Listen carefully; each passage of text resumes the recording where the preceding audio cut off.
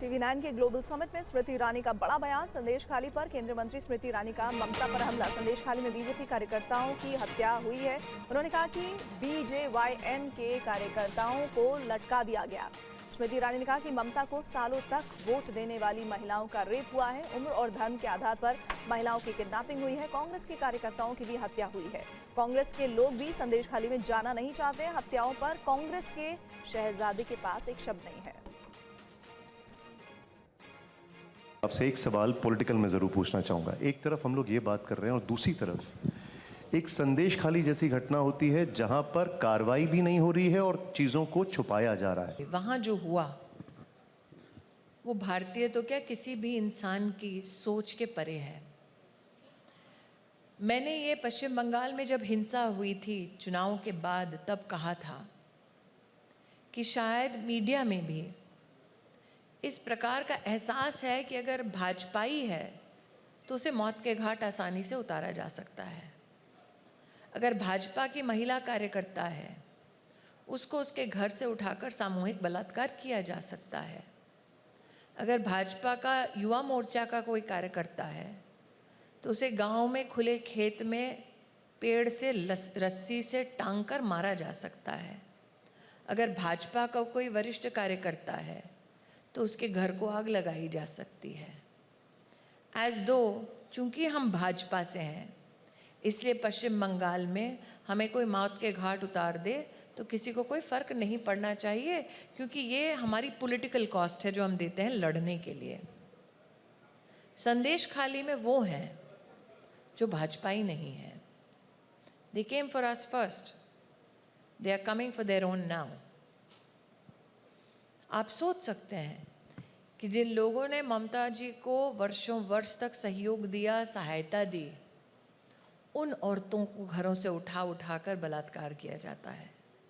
क्या ये कोई सोच सकता था कि ममता बंदोपाध्याय को पता ही नहीं है कि हाउस टू हाउस औरतों को उनकी उम्र, उनके धर्म के आधार पर चिन्हित करके उठाया जा रहा था। और इसलिए मैंने कहा they came for us first, they are coming for you now. और निशान जी, स्तब्ध करने वाली बात यह है, राजनीति अपनी तरफ, कांग्रेस के कार्यकर्ताओं की भी हत्या हुई। कांग्रेस के लोग भी वहां जाकर बात करना चाहते हैं, लेकिन वो शहजादे जो अभी भी राजनीति के भूल भुलैया में खुद को खोज रहे हैं, उनके पास इस विषय के लिए एक शब्द नहीं है। और कलकत्ता हाईकोर्ट से संदेश खाली के आरोपी शाहजहां शेख को बड़ा झटका लगा है। मामले पर अदालत ने स्टे देने से इनकार कर दिया है।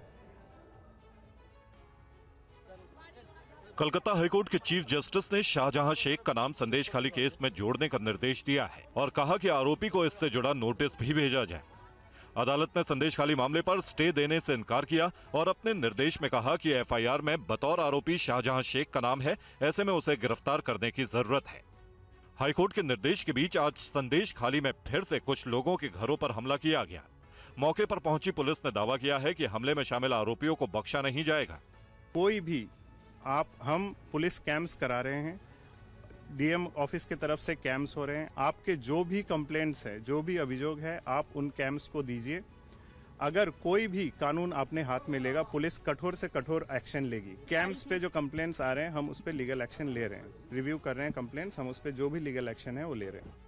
हालांकि पुलिस अभी भी शेख शाहजहां की FIR रिपोर्ट पर कुछ खुलकर बोलने से बच रही है। कलकत्ता हाईकोर्ट के निर्देश के बाद TMC प्रवक्ता कुणाल घोष ने सोशल मीडिया पर एक पोस्ट के जरिए दावा किया है कि शेख शाहजहां को अगले 7 घंटे के अंदर गिरफ्तार कर लिया जाएगा। संदेश खाली का बेताज बादशाह कहा जाने वाला शाहजहां शेख अकूत दौलत का मालिक बताया जाता है। TV9 भारतवर्ष के हाथ कुछ कागजात लगे हैं जिससे जाहिर है कि वो रोजाना लाखों रुपए कमाता था। ये संदेश खाली के मुख्य आरोपी शाहजहां शेख के कुछ कच्चे चिट्ठे बताए जाते हैं, जिसके मुताबिक वो रोजाना मछली पालन के जरिए लाखों रुपए कमाता था और आज करीब 1800 करोड़ रुपए का मालिक बताया जाता है। मैंने तो सुना है 1500 करोड़ की संपत्ति है उसके पास।